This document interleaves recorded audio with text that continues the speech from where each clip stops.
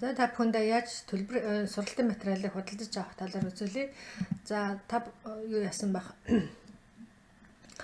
Миний oyinaerica.com гэсэн энэ вебсайтны энэ product гэдэг энэ хэсэг рүү ороод ингээд энэ гурван сургалтын материал байгаа. За дунд шатны Нөхлөнбат бүртгэл хичээл бол хамгийн доотлолт нь байгаа.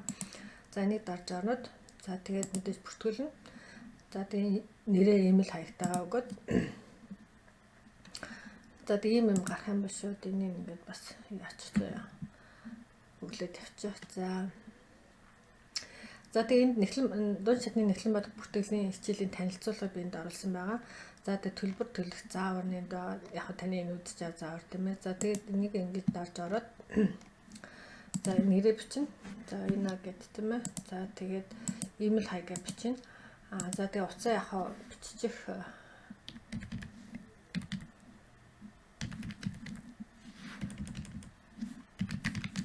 За тэгээд гэрээ хаяг. За энэ дээр нь хадаа гудамжны дугаараа биччихгүй эсвэл хорооч байсан болно доо. 15 дугаар хороо гэдтэй. За тэгээд дүүргээ биччих. Энэ дээр нь хаан уул дүүрэг гэдэг тийм ээ.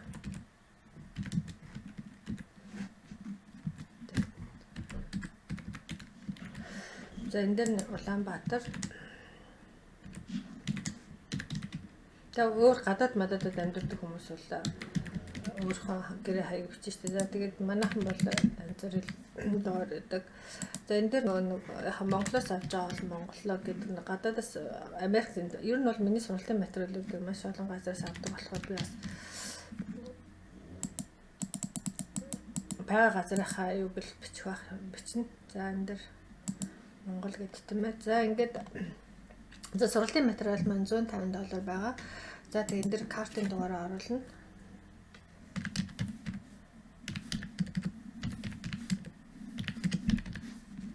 За CVC код гэдэг энэ харталт нь энэ дээр чинь нэг юм 3 оронтой тоо байдаг. За энэ дээр нөгөө нэг юуад харуулсан заяа. Картны дуусах хугацаа.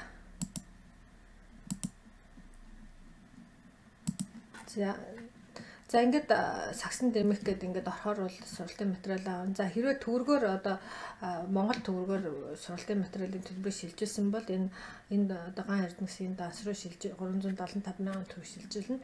За тэгээд би бол танад баримтаа явуулчин би баримт мөнгөний чинь Орос хэсэг шалгаад ингээд хичээл рүү орох эрхийг явуулах юм аа. Зөвхөн энэ доллараар ингээд төлсөн тохиолдолд бол шууд яг нь одоо сагсанд нэмэх гэж ороод тэгээд яачин хичээл рүүгээ шууд орох боломжтой. За одоо ингээд оронгууд энэ энд дарж хичээл рүүгээ орно гэдэг тийм ээ. За ингээд хичээл рүүгээ орчин. За тэгээ энэ дээр бол яхаа мэдээж мэйл хаягаа бичин тийм ээ. За энэ цэнтгээд за тэгээ пассвортаа бас